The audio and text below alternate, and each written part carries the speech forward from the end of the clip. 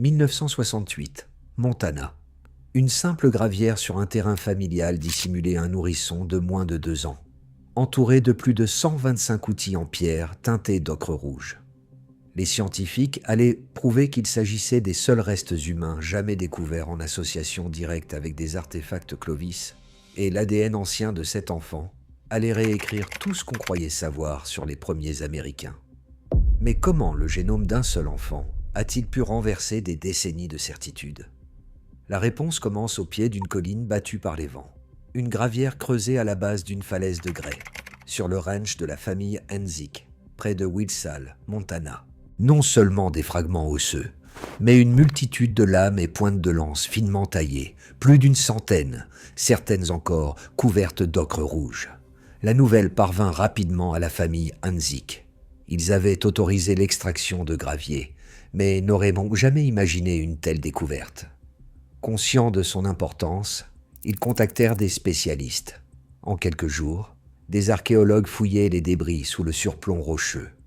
Ce qu'ils mirent au jour était stupéfiant, les restes d'un nourrisson d'environ 1 an et demi, reposant parmi plus de 125 outils anciens. Chaque artefact, chaque fragment d'os était teinté d'ocre, un pigment minéral largement utilisé dans les rituels funéraires anciens. La densité et la finesse des outils, leur disposition soignée et l'ocre qui les recouvrait, indiquaient une sépulture délibérée et exceptionnelle. Aucun autre site n'avait jamais révélé un corps inhumé avec un tel ensemble d'artefacts Clovis. La colline avait gardé son secret pendant plus de 12 000 ans, jusqu'à ce que le hasard et l'œil exercé d'un ouvrier le ramènent à la lumière. Partout en Amérique du Nord, les archéologues reconnaissent la signature d'un peuple disparu dans des outils en pierre dispersés de l'Atlantique au Pacifique. La culture Clovis, nommée d'après le site de Blackwater Draw près de Clovis, au Nouveau-Mexique, se définit par ses pointes à cannelure, des lames fines et lancéolées, présentant un sillon taillé depuis la base.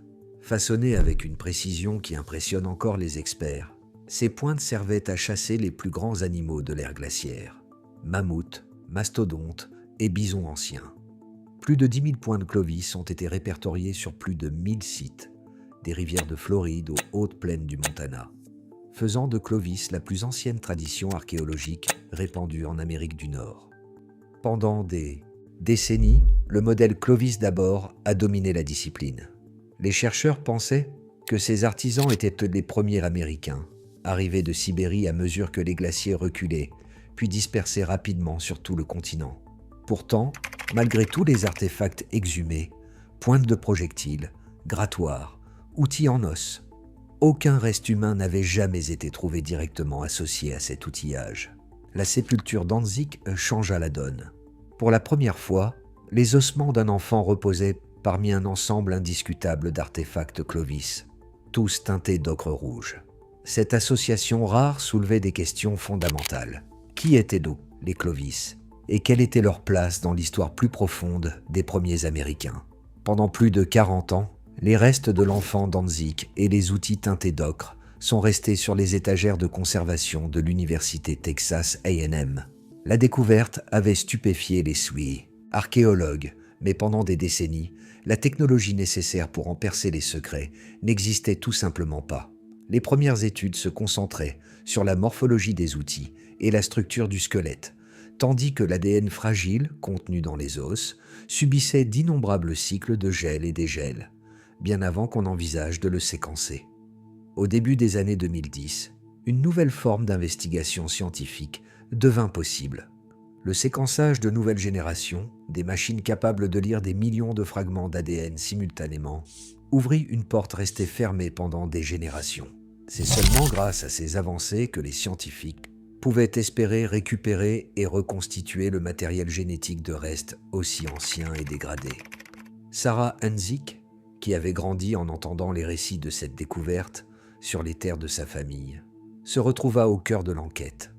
Formée en biologie moléculaire, elle rejoignit des équipes de Texas A&M et de Montana State University, apportant un lien personnel rare au monde de la recherche sur l'ADN ancien.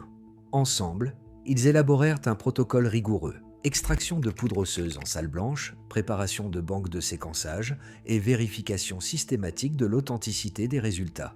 Extraire de l'ADN de restes vieux de 12 600 ans n'a rien à voir avec le travail sur des échantillons modernes. Les os de l'enfant Danzig, altérés par des décennies de conservation, et les rudes cycles de gel-dégel du Montana, contenaient des fragments d'ADN souvent inférieurs à 100 paires de bases. Chaque molécule portait les stigmates du temps. Les cytosines aux extrémités des brins s'étaient fréquemment converties en uracile par désamination, une signature caractéristique de l'ADN véritablement ancien. Les scientifiques s'appuient sur ce profil de dégradation, notamment les pics de substitution C vers T aux extrémités des fragments, pour distinguer l'ADN ancien authentique de la contamination moderne. Dans ce cas, la signature était sans équivoque. Le matériel génétique provenait du Pléistocène, pas de manipulation récente. Les chercheurs séquencèrent des millions de ces minuscules fragments, les assemblant comme un puzzle aux innombrables pièces manquantes ou endommagées. Pour garantir la précision, ils mesurèrent soigneusement les taux de dégradation et écartèrent les séquences ne correspondant pas au profil ancien attendu. Le niveau de contamination resta remarquablement bas, moins de 1,2%, confirmant que ce génome appartenait bien à l'enfant Clovis. Au final, les scientifiques obtinrent une couverture génomique quasi complète, un exploit rare pour des restes aussi anciens et fragiles. Les résultats génétiques furent décisifs. L'ADN mitochondrial de l'enfant Danzig appartient à l'aplogroupe D4H3, une lignée rare encore présente chez certaines populations amérindiennes, notamment le long de la côte pacifique. Sa lignée chromosomique axiale, QL54, est une branche fondatrice amérindienne qui s'est séparée de ses ancêtres asiatiques il y a près de 17 000 ans. En comparant le génome Danzig avec des populations du monde entier, les preuves furent claires. Jusqu'à 80% des Amérindiens actuels, en particulier ceux d'Amérique centrale et du Sud, partagent une ascendance directe avec ce seul nourrisson Clovis. Le génome ne montrait aucune trace d'influence européenne, réfutant définitivement l'hypothèse solutréenne qui proposait une migration depuis la France ou l'Espagne à l'ère glaciaire. Le plus proche parent ancien connu était un enfant de 24 000 ans du site de Maltaburé, près du lac Baïkal en Sibérie, confirmant les racines asiatiques profondes du peuple Clovis.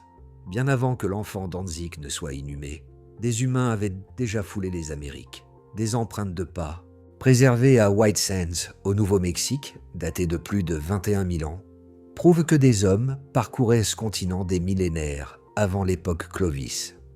La sépulture Danzig, unique par son rituel et ses artefacts, s'inscrit dans une histoire bien plus ancienne de migration, d'ascendance et de survie. En 2014, après que les preuves génétiques eurent confirmé un lien vivant avec les peuples autochtones, des représentants tribaux de plus d'une douzaine de nations se rassemblèrent près du site original au Montana. Par des chants, des prières et des cérémonies, l'enfant fut rendu à la terre.